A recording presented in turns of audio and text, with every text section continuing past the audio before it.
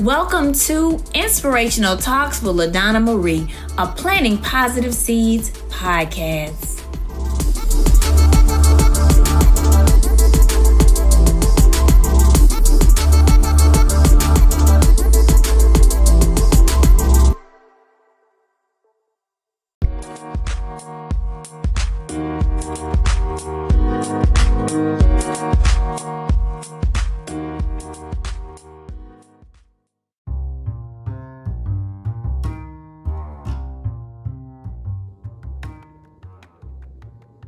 Hello, everyone, and welcome to another edition of Inspirational Talks with LaDonna Marie. And tonight we have a very special guest. I cannot wait until we get into the conversation where you get to meet my guest and hear all about how she's making her stamp in the world. So without further ado, I'm not going to hold you any longer. Let's bring in our guest, Glendora Divine. How are you doing tonight? Awesome. Hi. Thank you so much for coming on the platform. I really appreciate it. Thank you so much for having me. It's an honor to be here. Thank you. Well, listen, I want you to tell some of my listeners here on Inspirational Talks, we encourage, we empower, we share different parts of our life where we've overcome different areas and some of our triumphant moments. And so we want the listeners to be able to see our lives as authentic and to see us as how we go through and we overcome.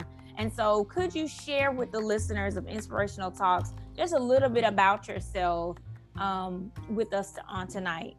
Sure. I am Glendora Divine. I am a licensed professional counselor. I am board certified in telemental health. So right now I am on a mission to try and reach as many mental health clinicians as possible to help them understand how to perform the services using technology. So how to do counseling and do psychiatric work using telemental health. Awesome. And that is amazing. That's needed now, even for the transition. We transitioned a lot in this last year with everything coming, virtually, and then just being able to be a resource to other clinicians out in the world that may be looking for help, maybe entry level, and, they would need some of your advice or, your expertise. And so that's amazing. That you offer, such great services. Can you tell me, Glendora, what inspired you to do what you do? Well, honestly, I have been board certified in telemental health since 2014. So it was way before COVID was even thought of, I hope. But reality that before it hit us, how about I say that? And I used to use telemental health for clients that live like an hour away or 2 hours away that literally wanted to see me. And so I had a brick and mortar where they can come in there as well. But when I seen that they were driving far to come see me, I was like, it's a better way that we can do this to save some of that time, and it's just as therapeutic as you coming into this office. So what happened when COVID hit, it was just like clinicians got baptized by fire. You have to do it this time. And so with that being said, the training is really just not there. It was there, but it wasn't there. It was just a lot of skepticism around, doing telemental health. Are we going to get paid? Can we get paid? But then the insurance, they had to literally pay us based on what their rates, our normal rates would be if the client was coming to our office. But it still just left a big door open for clinicians not to have the proper training for telemental health, because it's totally different from walking into somebody's office and sitting down on the couch talking to them. So we have to be mindful of using technology, how to use technology, and making sure that we are securing the public's information when we using technology now, because nobody want their stuff all up in the cloud, open up and leaked. So it's a lot for clinicians to really grasp. Not only that, I try and get them to understand that when we think about doing the telemental health, a lot of them started their own practices or group practices. So with that being said, it's like, how do you do your own practice? This is a whole business as well as doing counseling, because before you just kind of focused on counseling, but with telemental health, it gave a lot of clinicians the power, the motivation and inspiration to start their own practice, which is great. But again, we didn't learn how to be an entrepreneur in school. We learned how to be a clinician. So I upon myself to say, you know what? You don't have to reinvent the wheel. I will give you and teach you everything that I know so you can just actually become successful right now in your practice. Wow. And that is amazing.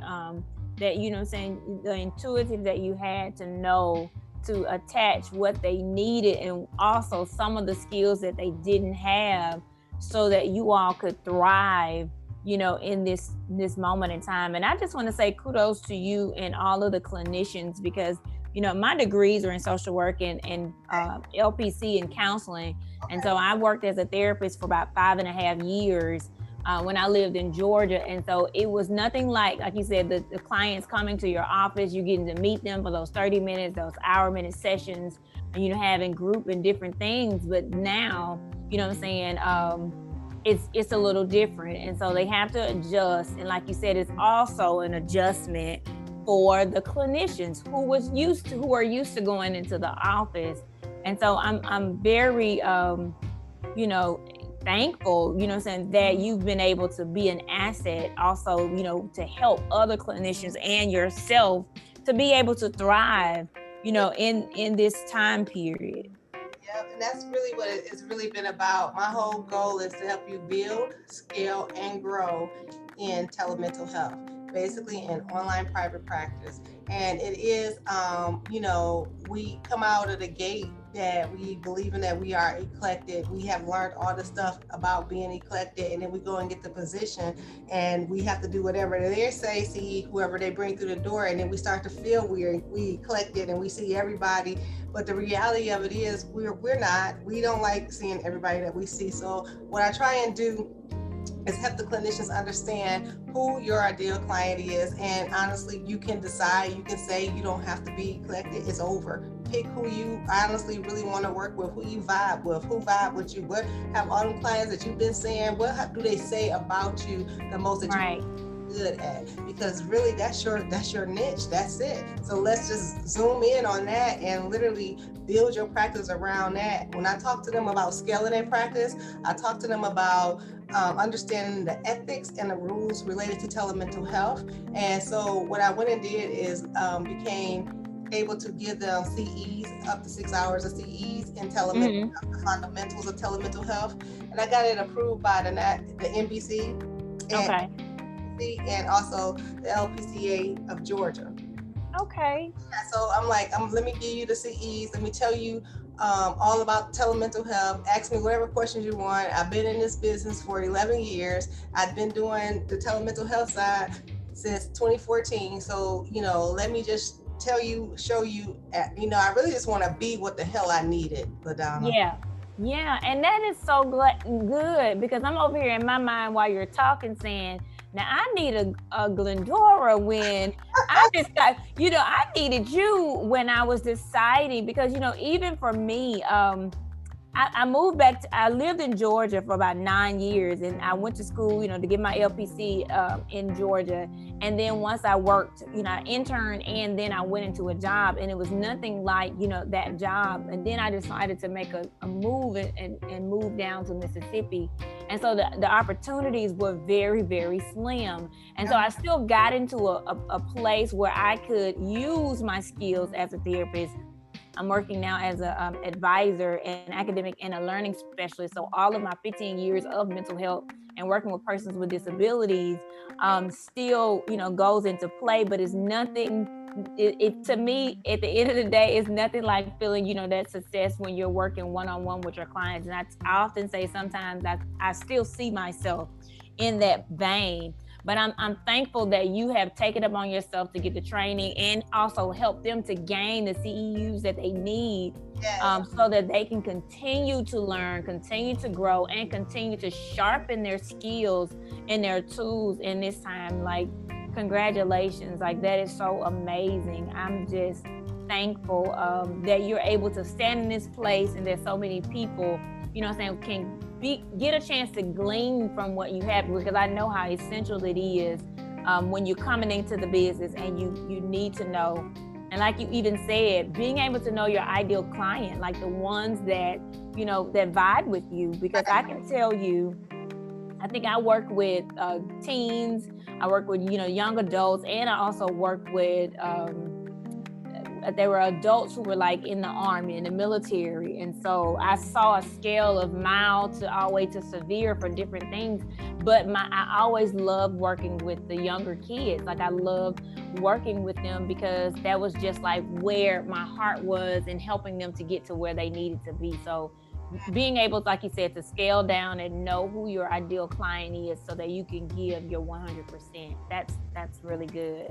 You know what I do is I run a challenge on Facebook, and have it. It's open now for registration, but I'm running it all year, but I'm running it right now. And what it is called Business Card 3.0.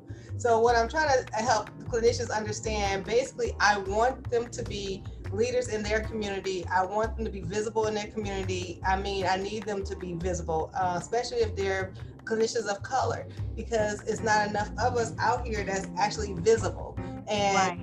and I really hate the way that they trained us in school related to entrepreneurship and how we are supposed to position ourselves in the community, because they really don't tell us or teach us how to do that, don't teach us how to market. So what I do with the Business Card 3.0 challenge, I'm telling the clinicians, hey, if you come through my 5-day challenge, understand that I am going to help you create a business card that literally do not get thrown in the garbage.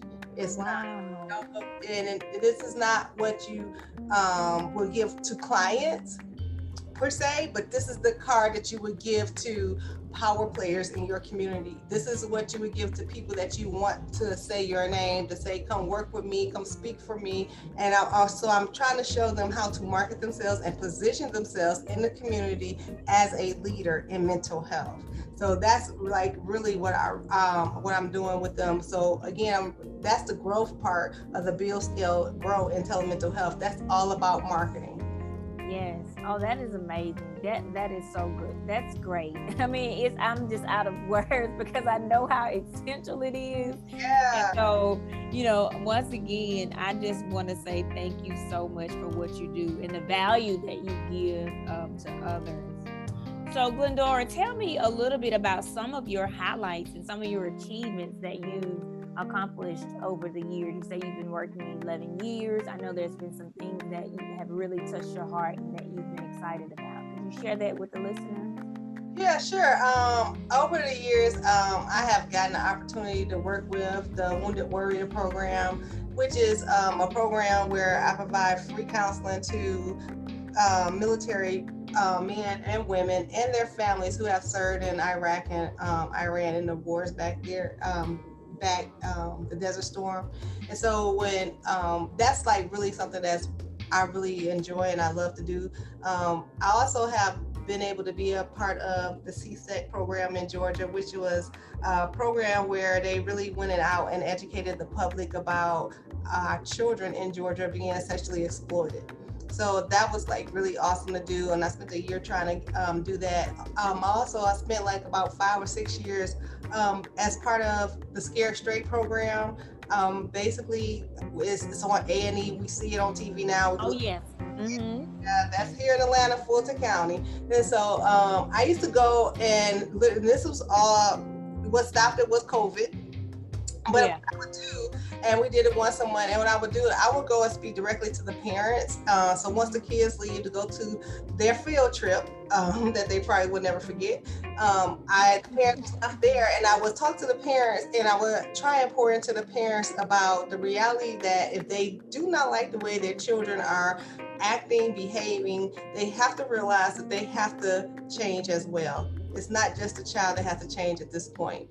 Exactly. Yeah, so I would go in and I would do a talk with the parents and talk to the parents about understanding and acknowledging how they have to actually change in order to have their child change, especially if their child is already going to be on the verge of thinking, contemplating, should I change when they come about this program at the end of the day. But if they met with the same responses that you've been meeting with prior to them coming here today, then nothing is about to happen different. Right.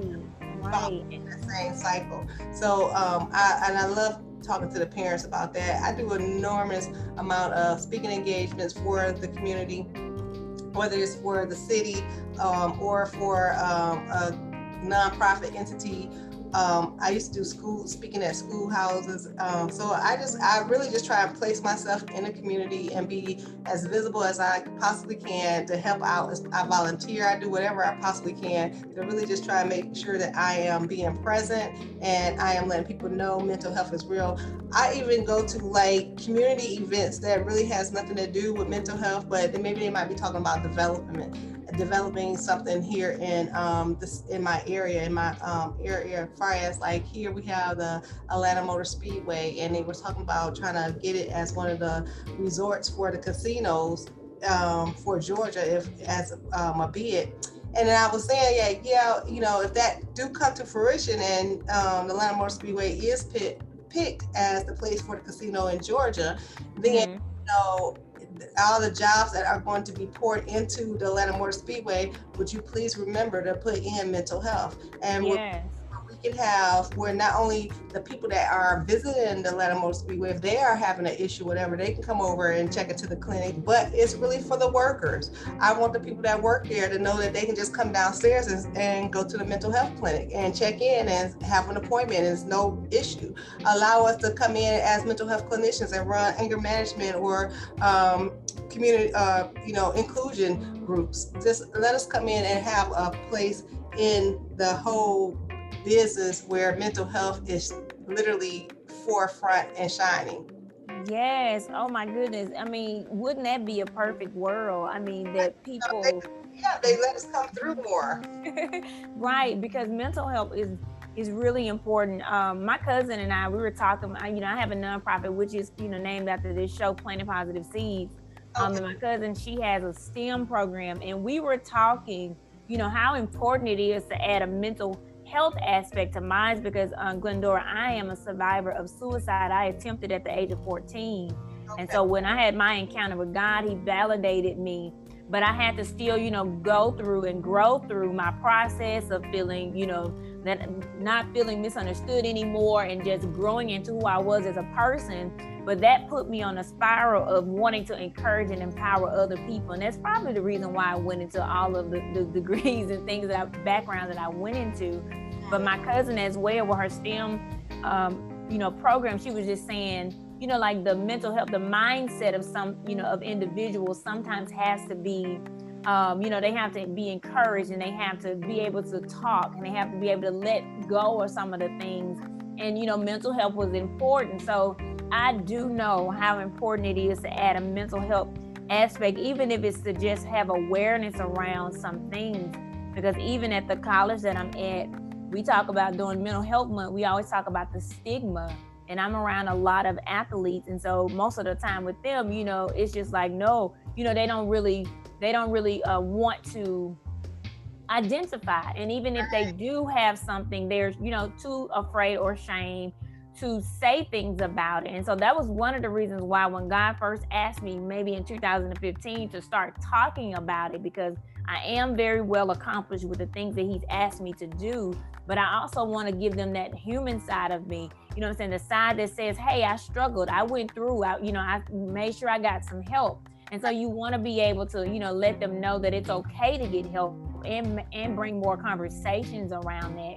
And I like what you said about talking to the parents, because I have this saying about changing the narrative, because like you said, if they go back into the situations that are exact the same temperament, exactly the same words, or behaviors are being enforced, then there's very slim for what they learn to stay with them, while they're at home in that same environment. And so I'm so glad that you're taking that time to talk to the community, to talk to the parents, and to give them some awareness, because sometimes they feel like it's only on the child. But like me as a grown-up, when I feel like I've done something wrong to my children, I apologize, because I know that they're going to be grown-ups one day. I know that they're going to have their own children one day. And so I don't want them to feel that I'm on a hierarchy, that I can't be wrong, or I can't make a mistake. And so I apologize to my 10 and 12-year-olds, because when they get older, I want them to be able to show their children that same grace and say, hey, I don't have it all figured out. And I oftentimes tell my children, every year that they grow older, I'll say, well, you know what? This is my first year raising a 10-year-old. This is my first year raising a 12-year-old. So I might make some mistakes. And so, I kind of make it a thing that we grow together. It's just not like I know it all, but we're going to grow together. And so, that's really good. That's how it's supposed to be. Mm-hmm. Exactly how it's supposed to be. But that's not how we were raised. But right, exactly. It wasn't how I was raised. And and that's what makes it so beautiful, because we are woke. We're not sleeping. We're not still in that thought process our parents were. And so what happens now is that our children, because we are not like them, and we are more in tune with what they are doing and what we are doing, and how we have been impacted by our upbringing. Mm-hmm. Our children are really going to be the ones that leave beautiful legacies. Right.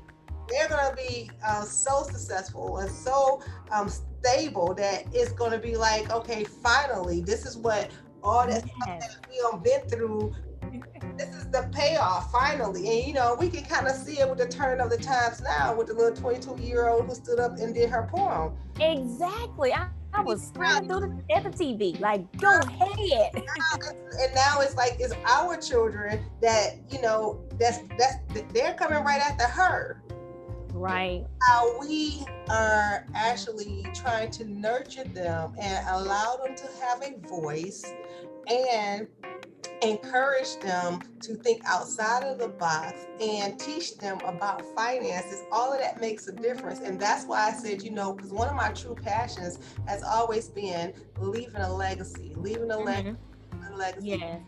Disconnect between parents and millennials. How can we talk to our children better, where they actually receive what we say? And so, and I really was trying to target parents and trying to get parents. I even wrote a book called Leaving Legacies, Breaking the Disconnect Between Parents and Millennials. And I was like, super like, awesome. Really got to just like change the way we talk to our children. And so, and I was really focusing on Black children, of course. And so the thing about it was, it's like, when I listened and said, let me teach the therapists how to really do this telemental health, because if I can teach y'all how to do this the right way, the ethical way, follow the standards, build you a solid practice, market yourself the right way, guess what? They're going to help me help the children. Exactly. Yeah, that was a genius move, teaching them that skill, that ethical skill that they could help you help others. And so that is just phenomenal. I know so many lives are changed and impacted by the work that you all do. And like you said, I believe in building a legacy as well. I believe in, training the children and teaching them different things so that their minds can be open to the possibilities that they can achieve. Just as when I go to different places, and I always take my children with me, because I show them the entrepreneur side of my life, and I take them with me so that they can see it. If this is something that you choose, a traditional job or a non-traditional job, that you're going to have to do the work, you're going to keep an open mind, and you're going to have to be able to, do what you need to do and take care of business. And so I try to keep an open mind in modeling, like things that we should do. And so, I'm just excited about all that you do. So Glendora, can you tell me, you wanted to add something else? I said, oh, thank you. Yeah, I am over here like, yes, I'm honored to have you on the show. I love that you're out making an impact, in Georgia where you are. And so that's really great. Okay, so listeners, we're about to talk about a time in Glendora's life where she had to overcome an obstacle.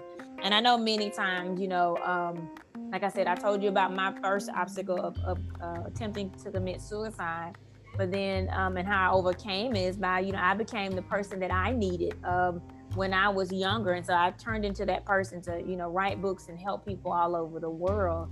So could you tell us a time when you had to overcome something and how did you overcome it? Two things that I had to overcome that I appreciate, I had to just deal with. One was I was diagnosed with breast cancer. This year I think it'll be an 8-year survival, but it was only in my breast, and I opted to have them cut both of them off. So I had a double mastectomy, and the reason why I decided that is because I had just when I realized that it was true, it is cancer. I just made in my mind up at that point, my life is not going to be a doctor's office. No. Right. And so if it attacked one, I don't have time for it to come back 6 months later, a year later, and get another. Take both of them. Me and the girls had a great time. See y'all later. And let's keep it moving. And so that was a big deal because, it was just pretty much traumatic far as the surgery, the recovery. Yeah. That was more traumatic than the diagnosis of the cancer. Mm-hmm. Just going through the process was a lot. The other one was when I was diagnosed with diabetes. I was diagnosed with diabetes. She checked my A1C and she's like, "Oh, Glendora, this is 7.9. You got to start metformin ASAP." And I was like, "Wait a minute. What you want me to do is fix what I put in my mouth. Mm-hmm. And what I ain't finna put in there is metformin. So let me come back and let me go and digest what you just told me and think about what I need to do." And so I went back, and 3 months later, and she was like, "Glendora is down to 6.9. I don't know what you're doing, but keep doing what you're doing." And I went back just to have my year follow up in January, and she was like, "Girl, you're down to 6.2. Keep it going." So keep it going. Yeah, so basically, I take the thought of, I'm not fin to turn my life into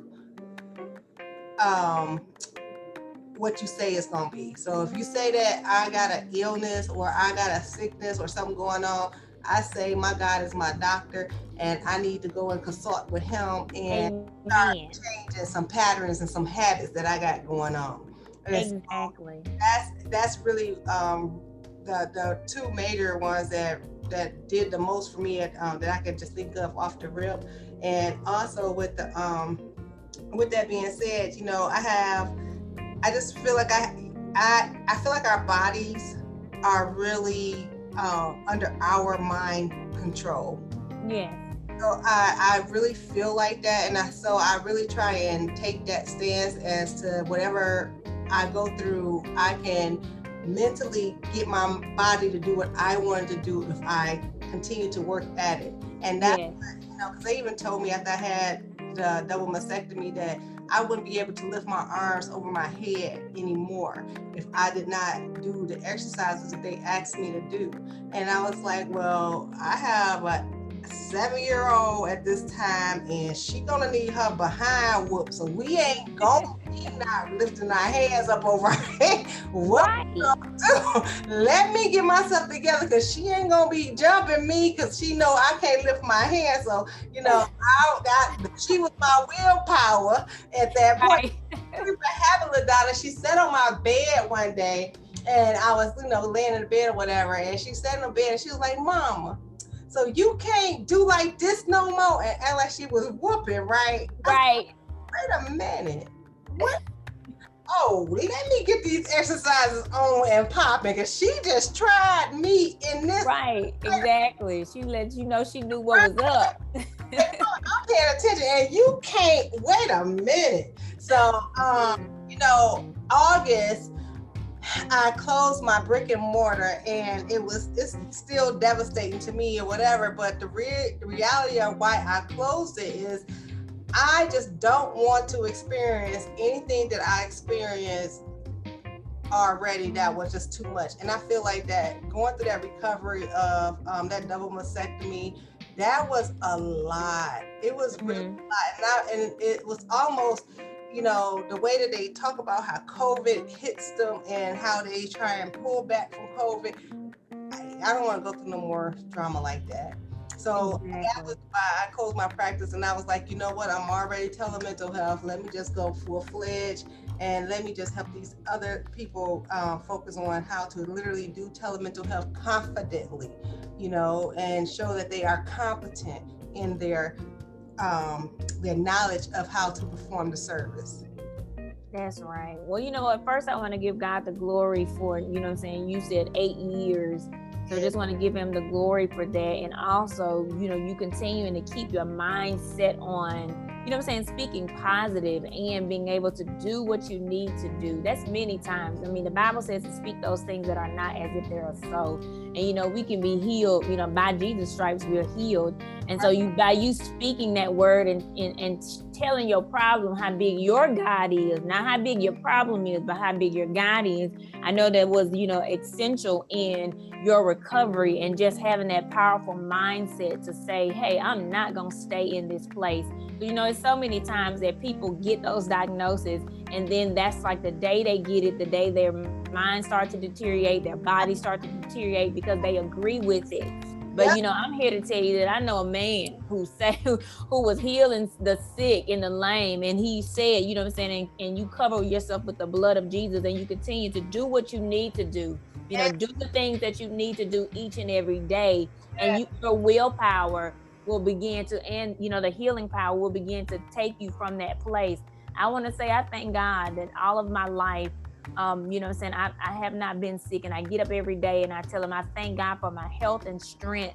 And even the times when I probably, you know, catch a cold from one season change to the next one, I still, you know, begin to thank him because I'm just being grateful for where I am. But the one thing that you said, I love the way you put it, you were not going to let your mind, you know what I'm saying, just say, hey, this is what it is, or let them tell you, you know, what it is, because man can always tell you one thing, but God has the final say so. And so, you know, I want to celebrate you for your, you know, positive mindset. Still here, girl. Glad you didn't make it on F14. Thank you. Look, thank you so much. I'm so humble, you know what I'm saying, to continue to live this life, because that was the one thing. God told me one thing. He told me that I was validated when I was 14, and that's what kept me going all of these years, because even, I mean, there were many other times when other people told me I wasn't going to do this and wasn't going to do that, and nobody was going to read my books, and I would never be international. And here I am today. I'm a 15-time multi-award winning author. My books have been over in Paris and London and New England. I've been to Africa in the name of the Lord. And so I was like, you can't tell me what, you know what I'm saying? This is something that the Lord told me at 14 that I would go to nations. And here I am now, you know, standing on everything that he ever spoke into my life, because I chose to partner with him to agree that I would make it, that I would go far, and that I would do whatever he asked me to do, and being obedient. So I'm here to, you know, tell you to champion on. And there's so many women that are out there. That could be a book, Glendora. Look, you can write about just your willpower and your mindset to keep moving. Know what, LaDonna, I honestly, you talking about you so humble. LaDonna, I don't even speak about that stuff. I don't speak about the cancer. I don't speak about the diabetes. I really, because I really don't like when people say, I'm sorry. I hate that. That bothers me so much. Yeah. And I you know, so I understand. I understand. Girl, so I try not to even speak of that, because, you know, I don't want no one looking at me as a sympathy case or as broke or just down and out case. I don't have time for that. I am an encourager. I am a motivator. I know God is real. I know nobody can take nothing away from me. I know all I got to give, I can give, and I still will be okay. My house is fine. My house is solid. So, you know, I don't need no one to give me empathy or sympathy that I don't want. I don't deserve. I don't have time for for it. I don't want them spirits. You know what I'm saying? Exactly. Look, I know what you're talking about. But listen, you gonna continue to be the light. You know what I'm saying? Continue to encourage, because I feel you the same way. I'm gonna tell you, I didn't want to share my story either, but the Lord asked me to start sharing it about in 2015, and I was just on something probably 2 nights ago, and I led with that, and we had a lady who came on the line, and she was feeling similar to how I felt, and I was able to speak into her life. And me and the lady said that we were like, afterwards, if I probably wouldn't have said it, then who knows where she would have been after that. And I said, that's what I lead with that. You know, I said, that's kind of like my signature story, because I would have been a statistic. But I do understand what you're saying, because so many people can add their, 2 cents and like their, that woe is me type of feeling. But I always have to stay upbeat. You know what I'm saying? I tell it with an upbeat to know that, you know what I'm saying, all things are possible through he who believes. And so I'm like, I changed the story to make sure that the narrative that I tell is that my God is powerful, and that, all things, we can do all things. I'm so glad you said that, because of changing the narrative, because that's how I try and tell it. When I do have to tell it, I just say, you know what? Many girls had some fun, but they had to go. They tried to kill me, and Right. That's what I liked about you when you said it. I was like, hey, it's okay. It's okay. Let them girls, we had a great time. Trust me. Exactly. Well, look, I'm just thankful that you were able to share share that part. And I know, listeners, if you're out there, we want you to be encouraged. We want you to be inspired. We know that you're going to go through some things in life, but we want you to put on a positive mindset and start speaking positive things. Even if you get that something from a doctor or something just in your own mind, just start to believe in God and know that he'll help you through it, and that, you can make it on the other side. Just start to think about what it looks like when you overcome that obstacle, what it looks like when you get on the other side of it. So we don't want you to stay in a place where you are, but weeping may endure for a night and joy comes in the morning light. So make sure you always wake up and be thankful for the time that you have, and think about the good stuff and not about what you don't have or what you can't do at this moment. So I just want to plug that so the listeners can know we feel you if you are going through, but we want to elevate your mindset, that you look at it as something that you're going to overcome, that you get that I am an overcomer mentality. Yes. And then that will come into fruition, because you will believe what you say and not just live what you hear. Amen. So that is so good. I think you're going to be a pastor. You know what, Glendora? I am. Okay, because I feel it. Glendora. I feel it. Yeah. Look, I am. I'm an ordained evangelist, and I just been elevated this year to a pastor. And so, I love people, and so that's what God saw. My evangelist lifestyle was me going places, because for 7 years I went wherever the Lord asked me, and I didn't have to have a title, because I'm going to do whatever he asked me. Like I said, when we partnered together at 14, it was just like, I know what you want me to do. I know you want me to encourage and empower. You want me to help, heal in the name of Jesus.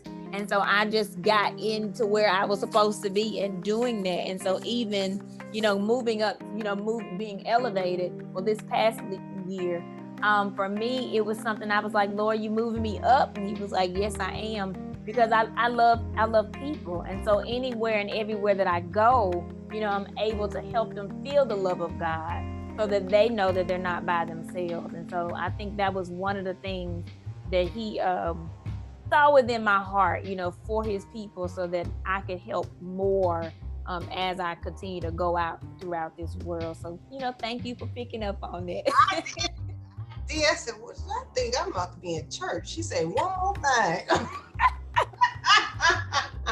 I have enjoyed, like our conversation. So tell me, Glendora, what are some of the fun things that you do outside of visits. Since we talked about work and all the places that you go to speak, I know that's something that you love to do, but what are some fun things that you may do to relax or to just take the edge off sometimes? So I am married, and this year will be 21 years of marriage, and I Um, run him crazy. So he is, my everything. And when he know how committed and dedicated I am to work. So honestly, he is the one that would say, okay, you're not doing anything else. Come on, we finna go watch TV. Or, you know what? Don't look at that computer this weekend. We're gonna go pick a restaurant. We're going brunching 2 days this week. So he is, so I rip and run with him. I eat all kinds of food. I kind of like travel the world eating food. So mhm. I'm a foodie. I love to cook. My daughter like, Mom, I think you should have been a hairstylist. I think you should have been a chef. I think get a therapist. I'm like, don't you tell nobody I did your hair. That was me and YouTube. Don't you tell nobody I did that. As far as the food, I love to cook. I really do. Sometimes, honestly, we can't eat it, but a lot of times we can. Yeah. That's just part of being in the kitchen. But I like to go in and say, you know what? Right now, what time is it? 7:50. I'm about to be on chop. 30 minutes. What you gonna make? So I do all kinds of things like that. That's my joy. That's my fun. I love just being around my husband and my family, my brothers. I love go hanging out with them because when I go around them, then I'm not Mrs. Divine. I'm not Glendora. I'm Glenn, and so it's all back to the normalization of what you're normal. You're just like us. So and then I go back into being in the boss mode. Yes. Yes, well, that is so good. I'm glad that your husband takes you by the hand and pulls you away from that computer screen or from the documents or for what you had to do, because we need that. We need that. That's even challenging for me in my life. When I get a moment of like quiet, I immediately go to see what can I write or what can I read or what can I do, and so I have to like literally with my boys either like do something with them or saying we play music and we dance or I'll go outside and get on one of their bikes and just they be laughing at me because my legs don't work like they used to, and so just doing stuff that will normalize my day because I work all the time. I do a lot of things, but it's not like work to me because I know that it's impacting lives. But I'm thankful that you have that time to just rest and be around your family. So that is really really good. LaDonna, the work to me is not like work either. So I'm pretty much like you. I know that, I'm doing good things. I'm helping people out, and so it really don't be work to me. My husband, actually, he say I eat, breathing, dookie therapy. That's how I am. And so he like help by setting up boundaries. Like we do not talk about the business at all in our bedroom. And so that's just something that I adhere to because I know he made that rule for me to calm down, Yeah. shut it off. So, just being, mindful and listening to him helps me actually, do the self-care and have fun. Yes, we need that self-care. So we kudos to husband. He's doing a great job of keeping you, with that self-care. So that is really, really good. So Glendora, it's been amazing, talking to you, chatting with you about everything that you're doing. Are there any final thoughts that you would like to share with the listeners, on how to, what you have to offer? If there's anybody out there that needs to get in contact with you, you can give your information. Just, any final thoughts that you have. Okay. If you are a mental health clinician and you would like to build, scale, or grow in telemental health, then please reach out to me at dsgeorgia.com, and it's a providers tab, and you can click on that tab, join my challenge.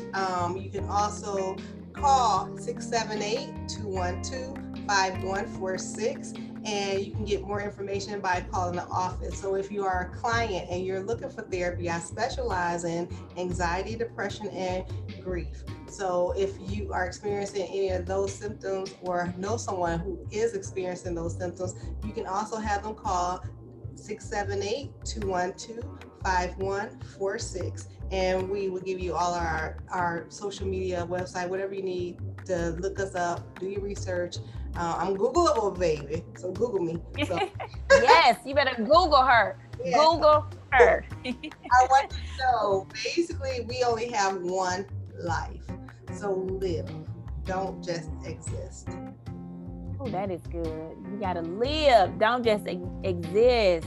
Well, I am so thankful for all of the information that you've given on tonight. I thank you for just coming and being a vessel, an open vessel to share. I hope that the clinicians and different people will get in contact with you, because you're a resource that they can, be able to stretch their lives and make some changes and to grow in the field that they want to. So I'm really, praying that, people will connect with you, and so that you will continue to grow and to flourish in all that you do.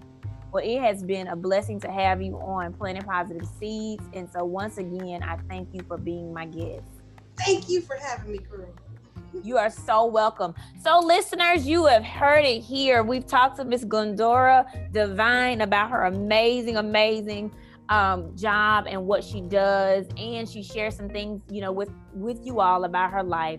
Make sure that you come back and see us every Monday to get another inspirational talk with LaDonna Marie. Peace and blessings, everyone. Have a great night.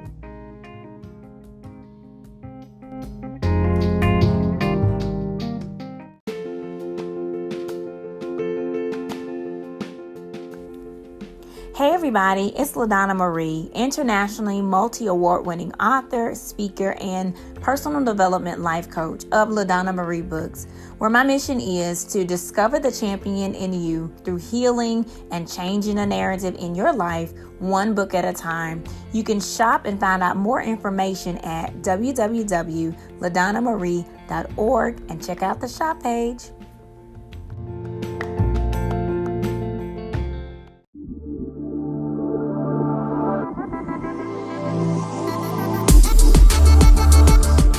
This has been another purpose-packed episode of Inspirational Talks with LaDonna Marie, a Planting Positive Seeds podcast.